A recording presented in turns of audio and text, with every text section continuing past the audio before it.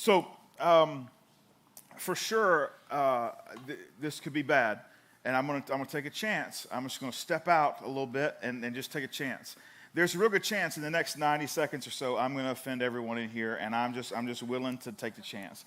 I think sometimes transparency is a gift, and we should just be transparent.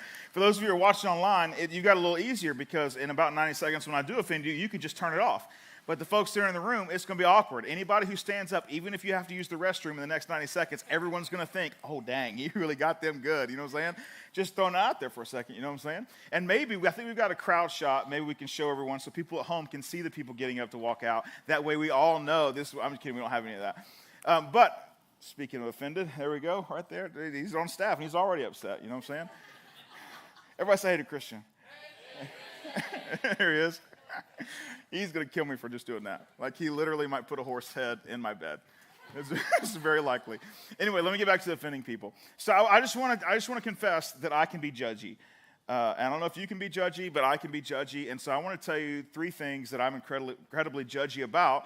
And you can judge me based upon how judgy I am about it. And maybe, here's the truth, most likely this is some of you in here. And it's probably the reason I have an issue with this is because I've watched some of you do it, and now I'm going to say it out loud. And this is the passive-aggressive way because I don't have enough courage to tell you face-to-face. So now I'm going to tell you face-to-crowd, and then it feels like I'm just preaching at a few specific of you, and it's fine, and I'm going to be okay with it. Number one thing that I'm incredibly judgy about, if you cut me off in traffic and then slow down, I'm so judging you. You know what I'm saying? Like if we're going, are you arguing with me? Oh, that was you. Yeah. Well, now I'm angry. So here's the deal. There's a light beside my house. Not beside my house, up the street from my house. And there's 2 spaces to go forward. And then slowly, maybe 200 yards, 300 yards, it merges into one. And so if there's an open spot, I'm going to take the open spot because I don't want to be behind someone. It's where you get on from 16, from the exit down there, Moreland exit, and you're going to go on 16. And you don't want to be on 16 behind someone who's crazy slow. You just don't want to do it. So there's 2 lanes. It's going to go to 1. So I get an open lane. Well, it just so happens that mine's an 05 F-150 with a misfire in the 7-cylinder. I don't know if y'all follow me on Instagram lately, but we're having an issue with it. And so it's puttering along, okay? And so when I get in this truck, and I'm like, you know what, I'm going to take it. Well, I hit the go button, but what happens is when you have a misfire on a cylinder, you lose some power, and that's just part of it. It's just a little puttering, a little power lost. And so typically someone's going to beat me if they're like, hey, here we go, I'm revving up, I'm rolling my window down, I flex my muscles, I turn my hat this way, and we're ready to race, you know what I'm saying? It's not a race because they're going to beat me. But here's the deal, they go 55 or 60 to get in front of me, and they slow down to 35. It's like, what are you doing? Why did you do this? Why did you do this? Or when we're on the interstate and I'm going along just fine, minding my own business. I'm in cruise at 75, 76. Maybe the speed limit is not 80, but you know what I'm talking about. You know how it feels. And so you're like, I ain't going to go push it to 10, but I'll do 6 or 7. And so you're just cruising along, and the person gets in front of you and slows down to 70. It's like, if you were going 70, you would still be behind me just fine. I'm judging you. I'm judging you that you're an incompetent driver, that your mother didn't raise you well, all those things. That's what's happening. Number 2. Other thing I judge people a lot about is called vague booking. I don't know if you are aware of this epidemic that's happening. It's like when you're on Facebook and you decide, you know what, I'm going to put this out there, but you don't want to tell the details of it. You're just like, hey. Now, I'm not talking, like before you followers of Jesus get mad, I'm not saying, for those of you who say, I've got an unspoken prayer request and need your prayer. That's legit. However, if every 3 or 4 days you get on and you say something like, my heart is broken, I'm devastated, everything is ruined. And then you don't put any details. And then 6 days later, it's another thing. My heart is broken, I'm devastated, everything is ruined. And then another thing, it's like you just want me to comment to ask you what's going on. I ain't going to do it because I don't care. I do care, though. I'm nosy and I want to know. But I'm judging you. I'm so judging you. I'm like, man, this person is so needy. Not that maybe it's bad. Maybe I'm wrong. Maybe I'm right. Maybe this is what Jesus would do. I doubt it. Number 3, and this is probably the worst one, and this might be the one that steps on everybody's toes, but here it is. If you talk on your phone, on speakerphone in public, my goodness. Oh, okay, we got a few folks. Man, if you were walking around, having a conversation, now I get it. Sometimes, at the end of the phone cycle, you know what I'm talking about? You've dropped it a few times, you got cracks all over it, and it doesn't work properly. You know what I'm talking about? Like you can't hear out of the thing. The only way you can hear is out of the speakerphone. I get it. I understand. Like that's part of it, but you should have a sign around your neck that says, my phone's broken, don't mind me. You know what I'm saying? That's what you should say. This should be the thing. But if you're walking around the store and you're just talking and they're talking, and then when I'm with my kids and they're having a good time because we're in the toy aisle and they're being too loud a little bit, and you cut eyes at me because the person on the phone can't hear what you're saying because you're on the speakerphone, it's like, come on, are you kidding me? And I'm sorry, did I cross the line there? My bad.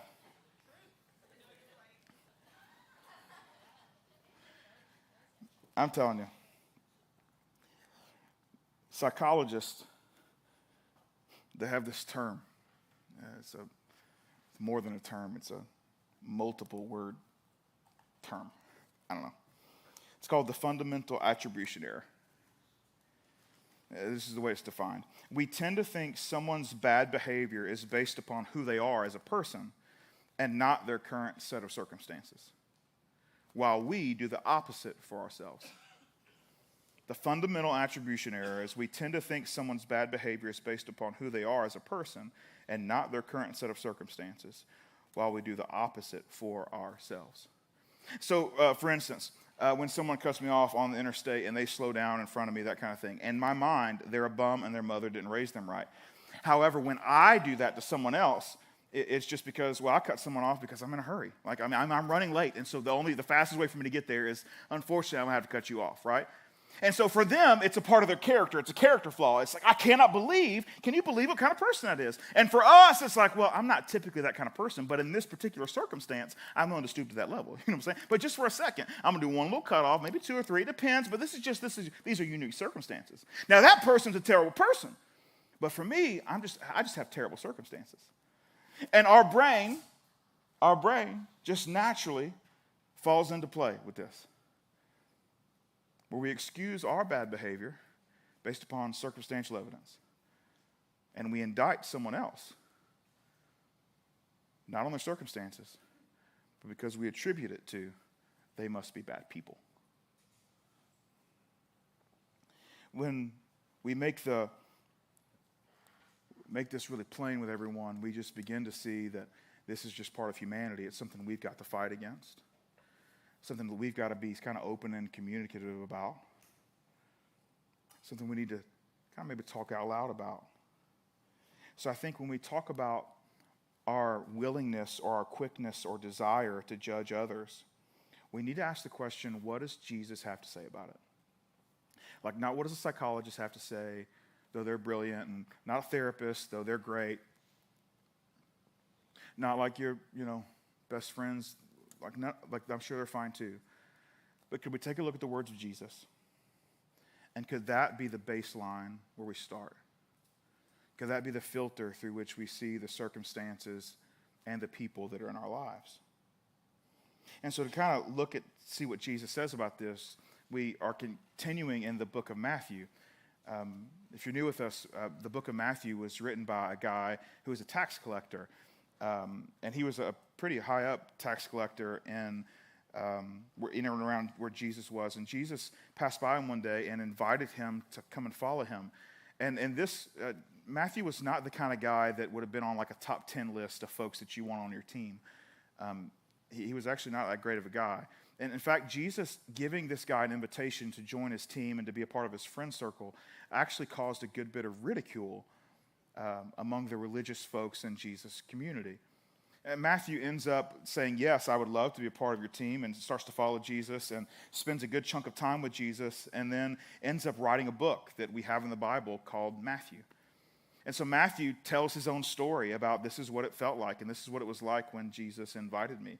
And then Matthew goes on to say a number of things about what Jesus does and what Jesus teaches. And he captures this moment for us called the Sermon on the Mount, the very first talk that Jesus gives publicly. And we've been walking through this systematically just on and off for the last 6 or 7 months. And so we've got a lot of background. However, to understand what we're doing today, you don't have to have the background. Just to know this is a part of a talk that started a few chapters ago, and it's still kind of continuing here in chapter 7. And so Jesus gets to chapter 7, though he didn't know it was chapter 7. We put the chapters in it. But he gets to this part of the talk, chapter 7, verse 1 and 2, and he gives us this really clear picture about the way we're supposed to handle this judgment thing.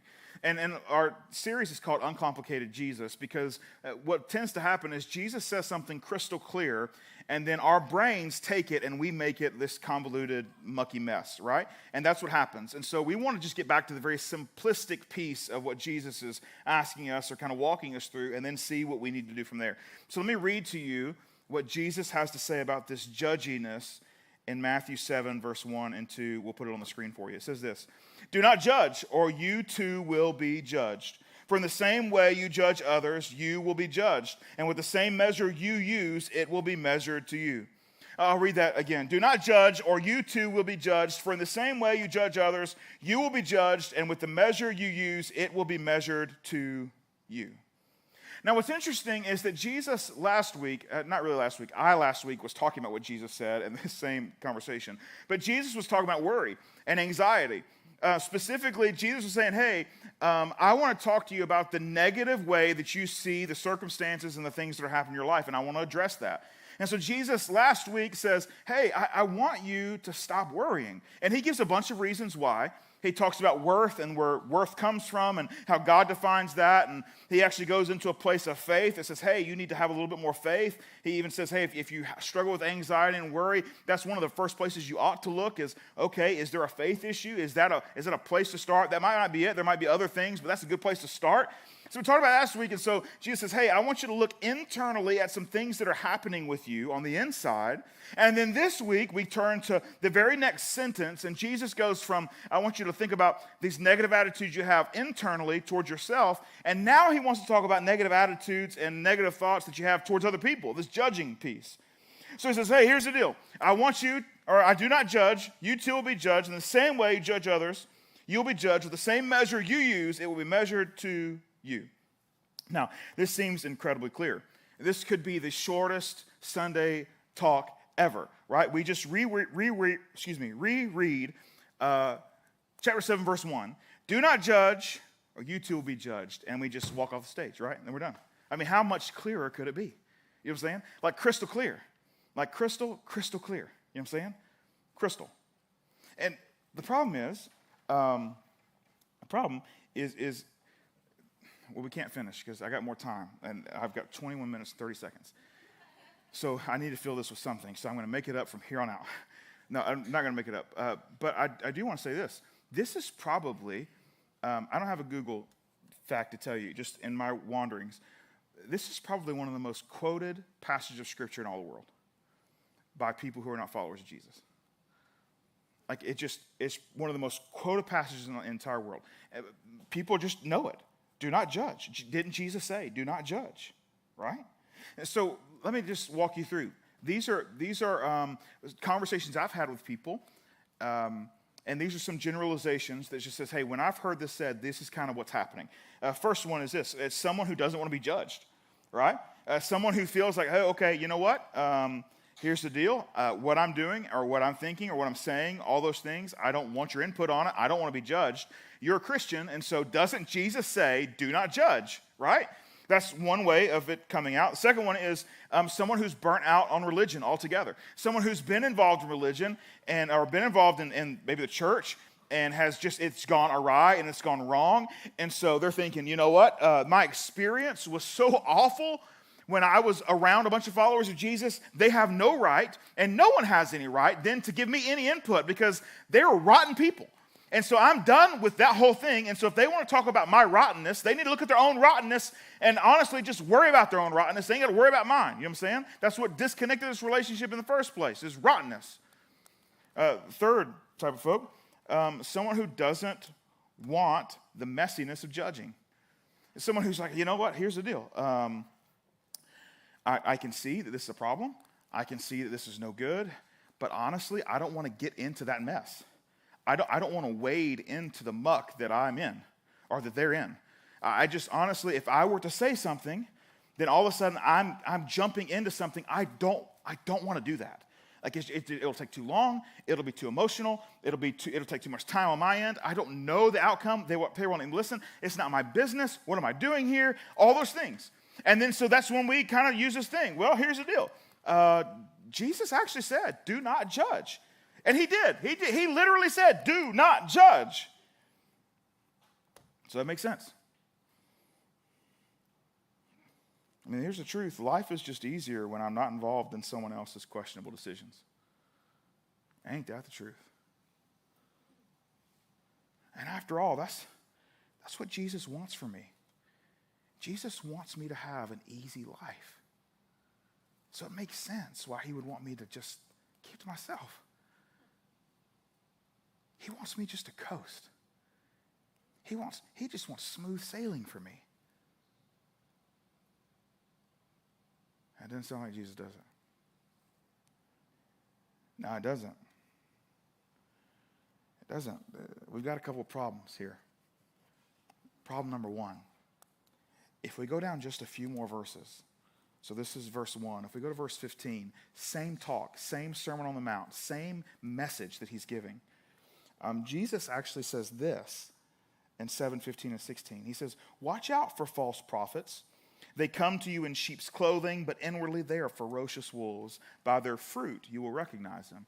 By their fruit, you'll recognize them, like a biblical way of saying, hey, whatever they do, their actions, the actions that they have, that's what's going to tell you what's on the inside. Now, hold on a second, Jesus. 14 verses ago, you said, do not judge. And now you're saying, watch these people, watch their actions, make an intellectual decision about their actions that then informs you what kind of person they are. If that ain't judging, what is it? What is that? Oh, it's intellectual assessment. That's what that is. It's private intellectual assessment. And that's what we're going to do. We will not be judging here. We will have private intellectual assessment. You know what I'm saying? That's the way we're going to get around this, because Jesus just said, do not judge. And now he's telling us to have this private intellectual assessment. Well, maybe Jesus don't know what he's talking about. Right? Maybe he doesn't. Maybe, you know what? Let's look at somebody else. There's this guy, his name is Paul. He was the greatest church planter ever lived. Planted churches on all kind of continents. Multiple language barriers, overcame those. Cultural issues, overcame those. Planted a moon, just an incredible guy. He's got this church that he's writing a letter to in a city called Galatia. And this book, or this letter that we've got, is called Galatians. He's writing to them, and in chapter 6, verse 1, this church planter, again, like no one doubts, anyone who looks at what's written in the Bible, they think that Paul's writing is some of the most incredible writing found in the entirety of the Bible. And so he happens, now he's not Jesus, but he's an incredible church planter, done a lot for the kingdom. And this is what he says in chapter 6, verse 1. It says this. It says, brothers and sisters, if someone is caught in a sin, you who live by the Spirit should restore that person gently. Now, hold on. How do we know they are caught in a sin unless we've taken a look and said, you know what? That's wrong. So sin would be anything that disagrees with what God desires, right? Anything that disagrees with God's desires would be against God. How do we know it's a sin unless we've taken a minute to say, you know what? That's not right, which means it's wrong. And then, you know what? It also goes further than that. It says, if someone's caught in a sin, you who live by the Spirit should restore them. So that means then we've got to jump into their life. We've got to have a conversation with them and let them know we have seen you do something, or we understand that you have been a part of something that is not right, that would qualify as wrong or sin. And then we've got a job to restore. So we can assess, we can confront, and we can restore. Now, who can do that if but not a judge?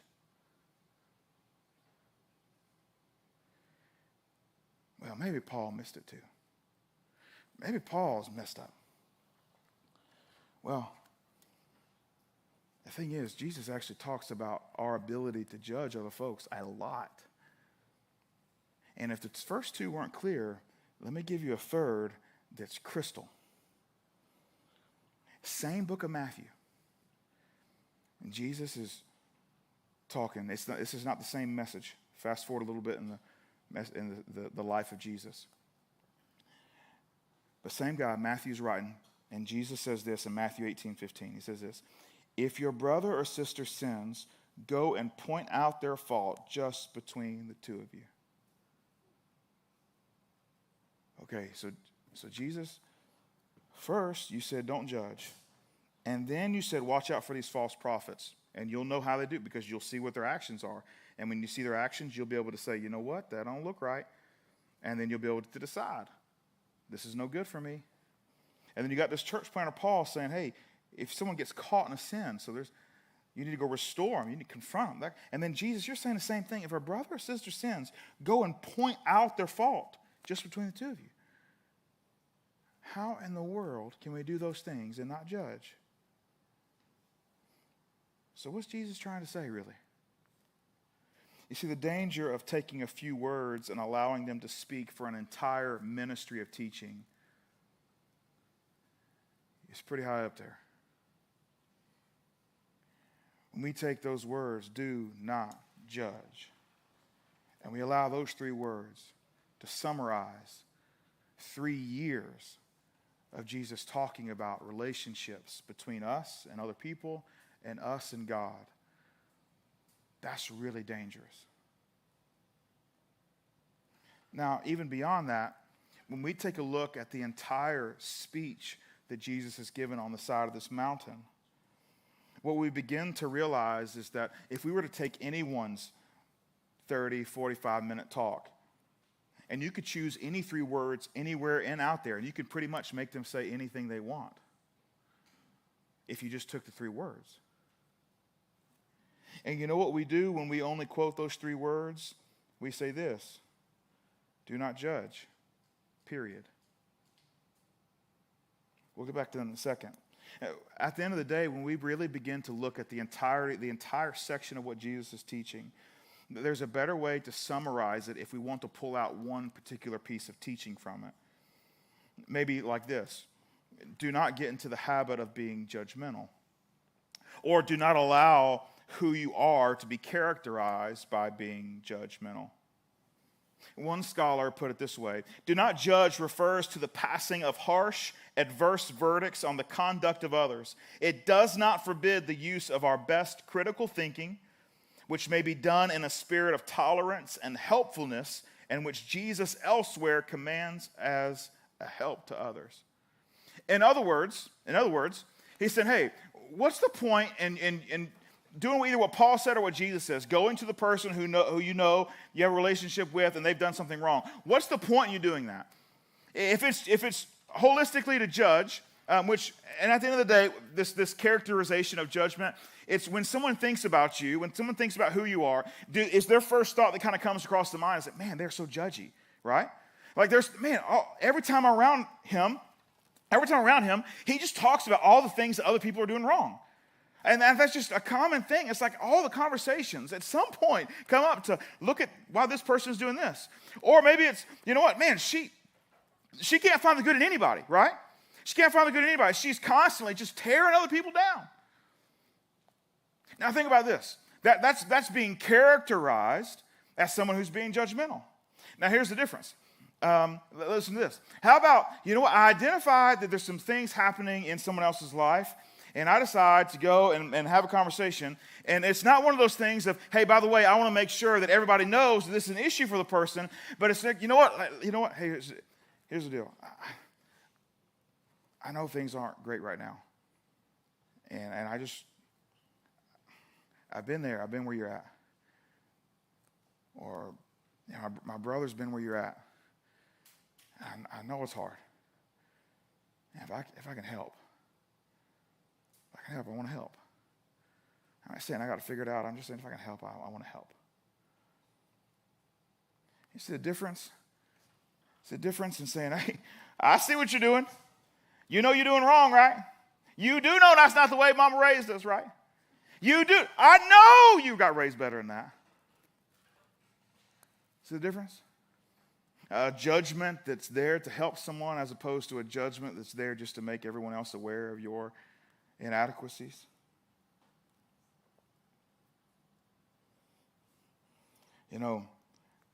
I think one of the best things that I've read over the last couple of weeks about this, and we'll put this on the screen, was this quote. It says, "Don't judge is not a requirement to be blind, but rather a plea to be generous." Not a requirement to be blind, but rather a plea to be generous. So what are we supposed to do then? What are we supposed to do? Thankfully, Jesus tells us, so we don't have to guess. In chapter 7, the very next verse 3, he actually says this.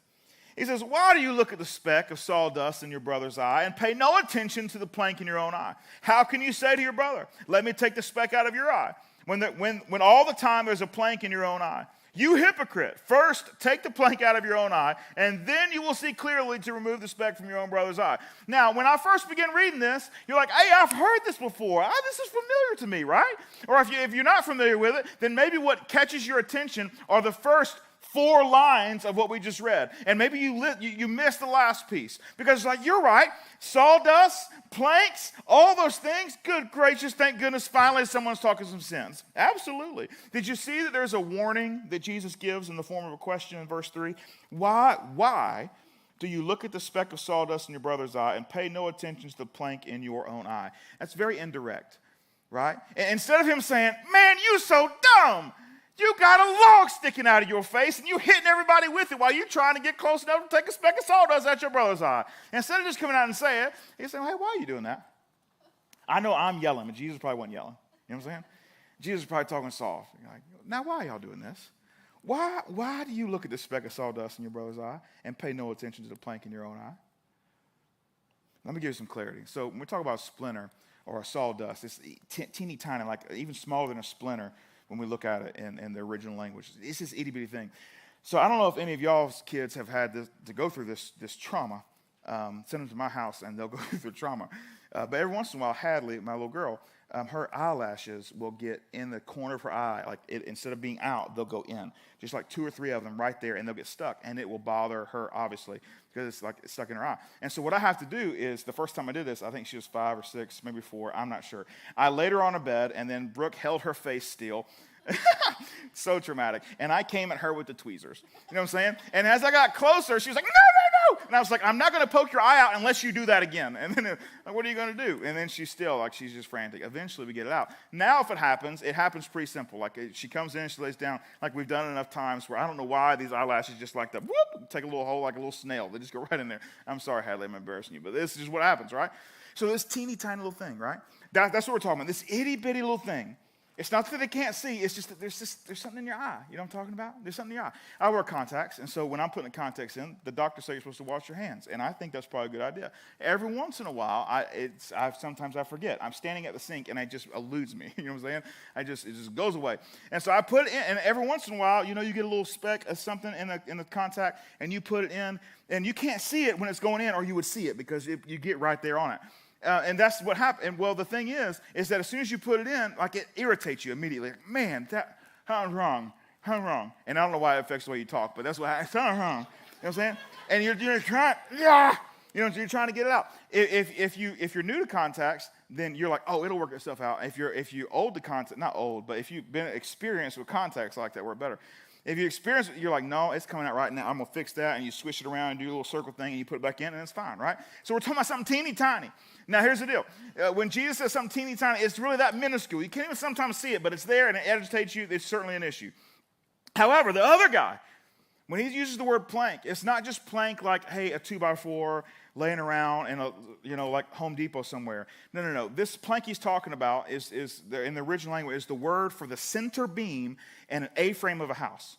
So when an A-frame goes up, the center beam, that all those things lay on top, that LVL, that enormous, massive thing that everything is resting on, that's what's sticking out of this person's face, right? So not like 2x4 would be big enough, but it's not. It's the entire span sticking out of the person's face. How many people have seen Final Destination? I know you can't admit it because it's rated R and we're in church. Oh, y'all get in trouble. Y'all are in trouble. Y'all don't know you ain't supposed to admit that in church yet. This is so nice. This is good. Let me help you for those of you who have never seen such a defiling movie. There's this scene where there's this log truck, and they're going down the thing, and all of a sudden there's an accident, and this log comes bouncing down, and this poor innocent guy is driving his little, probably Vespa or something. Not a Vespa. What's the electric car? Prius. Yeah, I think it looks like a Prius. I don't know. But he's driving it. It's probably before Priuses came out. I don't know how old this movie is. Anyway, and the log just happens to bounce perfectly, and then he doesn't actually get it stuck. I'll say we're going to show you a clip. I'm just kidding. We're not going to show you the clip. No, it's good. You're panicking. This is good. Anyway, I rewatched the scene just to make sure I was remembering it correctly. It's not good. I dreamed about it last night. It's not good. That's what I picture when I read this. Is you've got someone walking around with this enormous thing sticking out of their face. Much like, it won't even stick in their eye, though he says it's in their eye. But it's so huge, it takes up, it's their entire, the whole thing is sticking out of their face. It's a grotesque image, and that's what Jesus is trying to say. Why in the world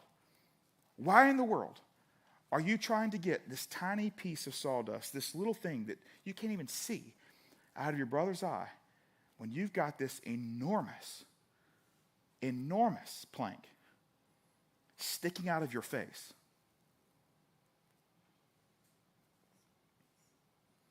That's a good question. That's a good question. You know, Jesus, the clue to the wisdom is in the first word of what Jesus says. And in that question that's a warning, the clue to the magic, the clue to the wisdom is in the very first word. Do you remember what the first word is? Why? Why? Why would you do this? And honestly, it's rhetorical in the setting, but for you specifically, the question is not rhetorical. Why would you do that? I think it's important that you know the why. What's the motive? What is there for you to gain in that situation? Maybe you'll feel better about yourself. Maybe it's payback for all the times that they're normally right and now they're finally wrong, and here's my chance. You see, the thing is if it's for your gain and not for their gain, that's the problem. Jesus has a pretty strong rebuke here. He uses the word hypocrite. This word is typically saved for really religious people that run people off that are disconnected from faith. And usually he uses this word hypocrite to kind of, say, hey, this is the deal. I ain't going to have this. And he uses this word here for folks that are struggling with this. He says, you hypocrite. You hypocrite, he said. First take the plank out of your own eye, then you'll be able to clearly see or remove the speck from your brother's eye. You hypocrite. In English, a hypocrite is one who deliberately and as a habit professes to be good when he is aware that he is not. It comes from an original word that means a play actor, someone who puts on a costume and repeats lines that are not originally theirs but part of a character. And they jump out on stage, and they are someone while the lights are on. And while the stage is happening, they're one way, but the truth is when the lights go off, they don't take the costume home, and they don't talk like that because those are not their lines. Those are not their words. They're someone else's lines or the character's lines, and so that's not really who they are. But that's the word we get here. And so he says, hey, when you've got this enormous thing sticking out of your own face, why are you struggling over here? The word for that is hypocrite. You're just pretending. You're just pretending.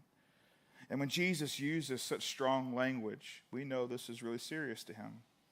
In other words, what Jesus is trying to get us to understand is that why we are helping is as important as how we are helping. Why we are helping is as important as how we are helping. And the why that leads to the best how is also important. We've got to get the why first, and that will lead to the best how, and that's how we'll actually make headway. You see, the truth is, we can best help others when looking through the lens of our own failures, not our moral superiority. And so when we decide to step in a judging way, when we make this assessment privately, and then the words of Jesus and the words of the church planter Paul says you should engage them, it's got to come from our own brokenness, not from our own greatness. So when we approach them, it's not, let me tell you how bad you are, and I know this because of how good I am. But it's, hey, to be honest with you, I don't know if you noticed or not, but I had a plank sticking out of my face for the last 4 years. I made a mess of things. And honestly, I'd give anything to not have to go through what I've been through. And so I see this happen in your life, and I just thought, honestly, I'm unqualified to tell you, but I am certainly qualified as a screw-up. And I just see something that reminds me of a mistake I've made. I see something that just reminds me of a moment when I was at my worst. And I promised myself if I ever had a chance to speak into someone else's life, I'd have enough courage to do it. And so I know maybe this makes you feel weird about me, but I just want to let you know that's how much I care about you, because this is hard for me to do. And I want you to know, even if you disagree, I'm here for you.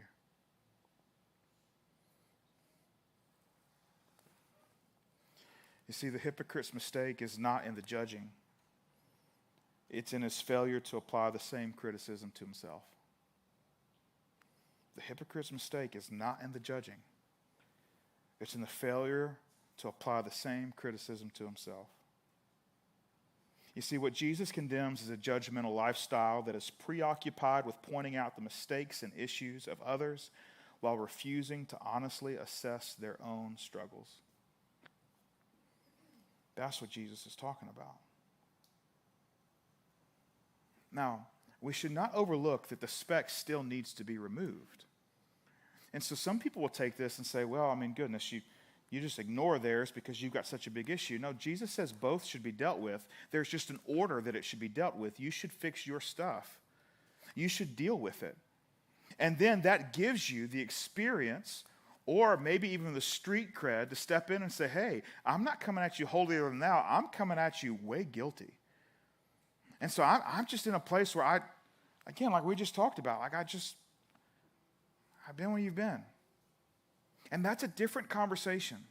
Because again, what's the point of judging? Are we there to be helpful? Are we there just to make people aware? Now, when we're there to be helpful, all of a sudden that sounds a lot like Jesus. Because you know what? God and Jesus had a conversation one day and said, you know what? They've got an issue. It's called sin. But you know what? We can do something about it. They're stuck. They can't do anything about it. But we can do something about it. And so let's do something about it. And so Jesus said, I'll go. And so Jesus said, hey, I'm going. And so Jesus steps into our life and he shows up. And he begins to talk to us in a way that says, hey, here's the deal.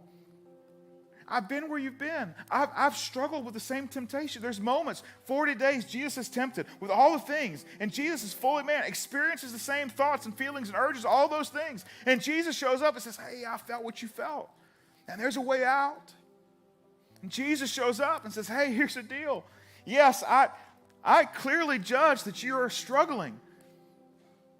But you don't sue me for wanting to help.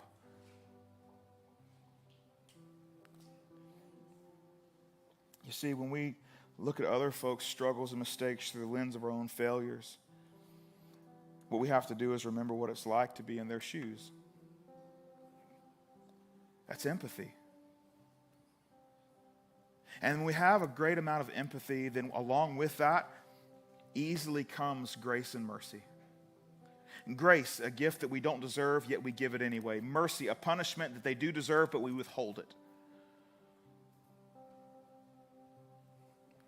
Who would have thought that judgment could be packaged together with empathy, grace, and mercy? Jesus does. You see, the thing is, if we go back up to 7 verse 1, here's the biggest problem we have. We say, and Jesus said this, do not judge. And we put a period. The problem is there's no period.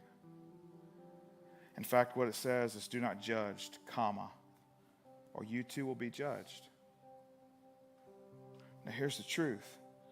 Then maybe we use that as a warning. Well, I don't want to be judged, and so I'm not going to judge. Remember the last person that usually says this, the person who doesn't want to jump into the mess of someone else's life, who wants to stand back and say, it's not my place, this isn't my thing, who am I to say this about them? Here's the thing, right? Now Jesus is saying something different. In fact, Jesus says this, but again, if we cut it off in one little thing, we miss this. Just a few verses later, same talk, same section of teaching. Jesus says probably one of the greatest moments in terms of human interaction. People quote this all the time, and a lot of people don't even know Jesus said it. This is what he says. 7:12. So in everything, do to others what you would have them do to you. Do to others what you would have them do to you. This isn't to persuade us not to judge, but to want to be judged ourselves. Because the truth is, our brains were wired to understand the behaviors of other people, or attempt to understand the behaviors of other people and process them in the way we see the world. And whether that aligns with right or wrong, that's the way we're wired. And so what Jesus is saying is there a way that you can begin to lead in the way you process other people's behavior and the way you approach other people and their behavior that reflects how you would want to be approached? So when we fast forward 5 or 6 or 10 or 12 or 15 years into an enormous mistake, and we look back and we say, man, I would give anything if someone just had the courage to step into my life and say, you know what, maybe you should rethink this. Before you make this decision, maybe you should talk to a couple more people. Before you go out this one particular night, maybe you should think, is this a really good idea? I would give anything for someone to just show up that day and just say, you know what, just think this through.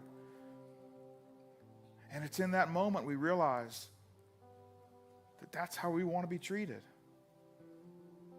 That if we're given the opportunity to step into someone's life on day 1 as opposed to year 15 when it's already done, that's an opportunity for us to say, hey, not because I know what's right, but because I've lived what's wrong.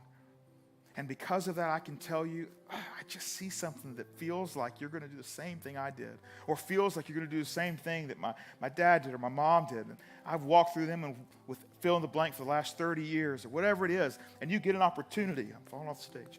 You get an opportunity. You get an opportunity to step in and be that person for them. That's huge.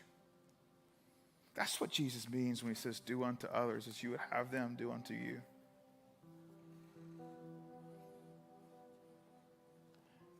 You know, moral superiority will get us nowhere. But a willingness to step into the mess of someone else's life based upon our own failures and a willingness to get help, to be helpful, that not only gets us somewhere, it gets them somewhere. And more importantly, hopefully it saves them from going somewhere they ought not go.